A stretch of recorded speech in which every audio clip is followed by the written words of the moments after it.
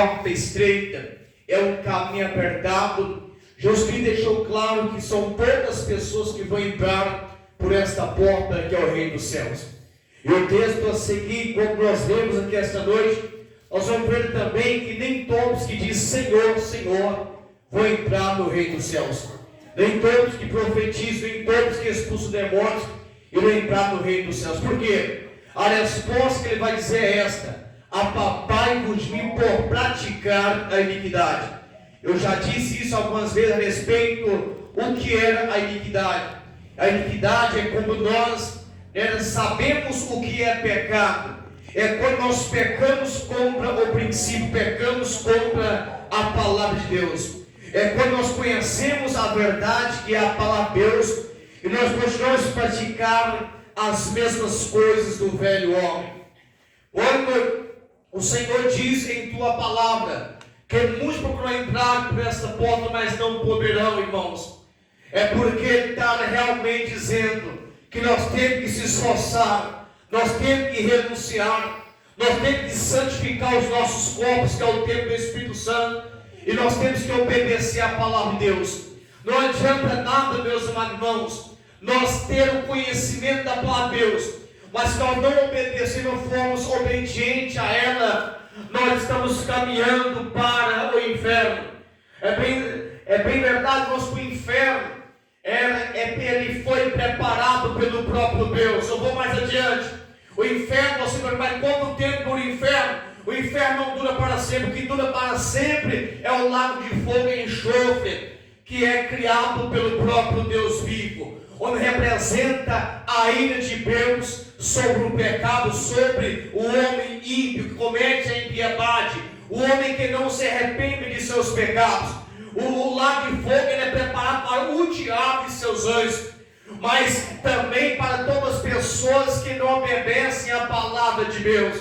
É bem verdade que hoje o inferno está cheio de pessoas em que um dia conheceram a verdade, conheceram a palavra de Deus, mas se afastaram dos caminhos do Senhor. Por algum motivo deixaram de servir o reino de Deus. Meus amados irmãos, eu dou uma mensagem para você.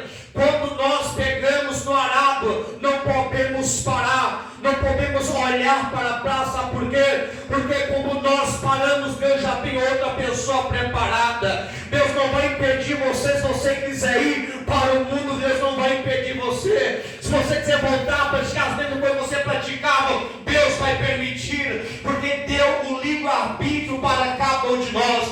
Mas o que está escrito a respeito da palavra de Deus não pode passar. O homem não pode distorcer o que está escrito na palavra de Deus.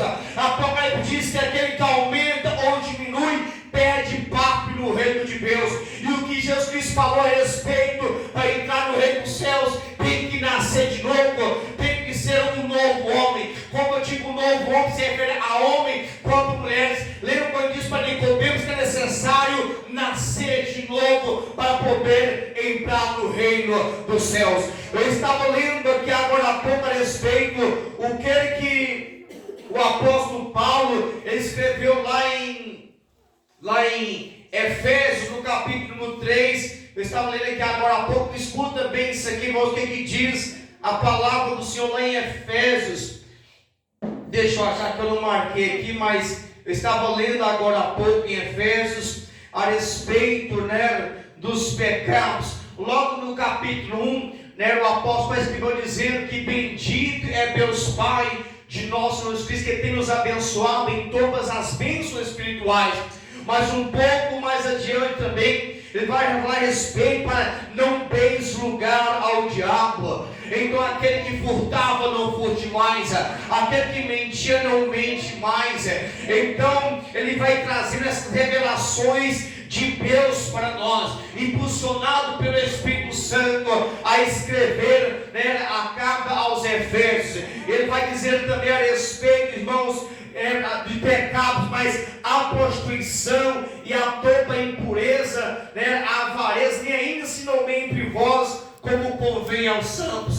Então por quê? Porque a porta se torna estreita. Por que ela é estreita? bem, porque nós não podemos mentir, nós não podemos roubar, nós não podemos mais se prostituir, nós não podemos mais sujar o nosso corpo, porque o nosso corpo, que é o templo do Espírito Santo, tem que ser o quê? Um corpo santo, um santuário santo, que é o templo do Espírito Santo de Deus. Como o apóstolo Paulo diz: não sabeis vós que sois o templo de Deus, e se nós destruirmos o templo do Espírito Santo, Deus também vai nos destruir. Em outras palavras, nós não pertencemos mais a nós mesmos, nós pertencemos a Deus, nós somos comprados e remidos pelo sangue de Jesus Cristo. O que Apocalipse diz que Jesus Cristo é aquele que nos amou e pelo teu precioso sangue nos comprou por um alto preço e nos fez sacerdote, nos fez príncipes para Deus o Pai. Então nós não pertencemos mais a nós mesmos, nós pertencemos ao Senhor Jesus.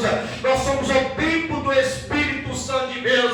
E a Bíblia também diz aqui, irmãos, eu estava lendo agora há pouco: e não entristeçais o Espírito Santo de Deus, porque, como eu disse, como nós mentimos, nós estamos entristecendo o Espírito Santo de Deus.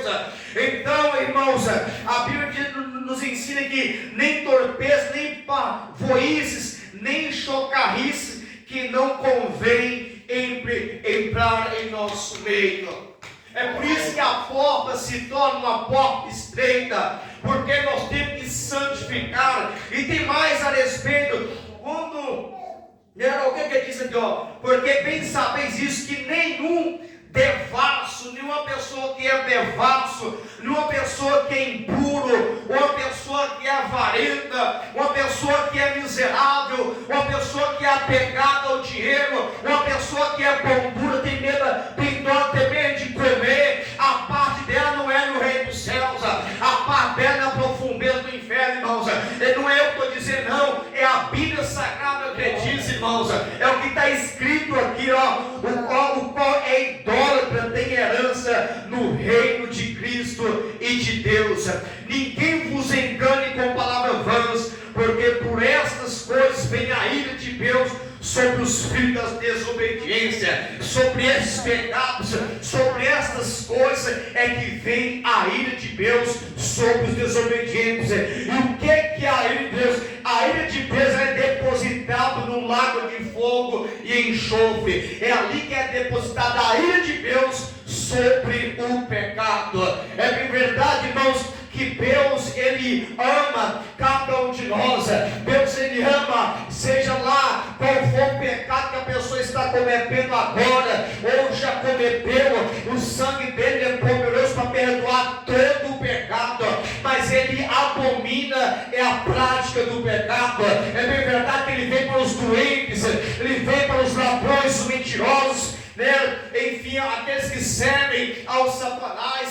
Ele vem sim para os doentes mesmo, mas o que ele abomina é a prática do pecado.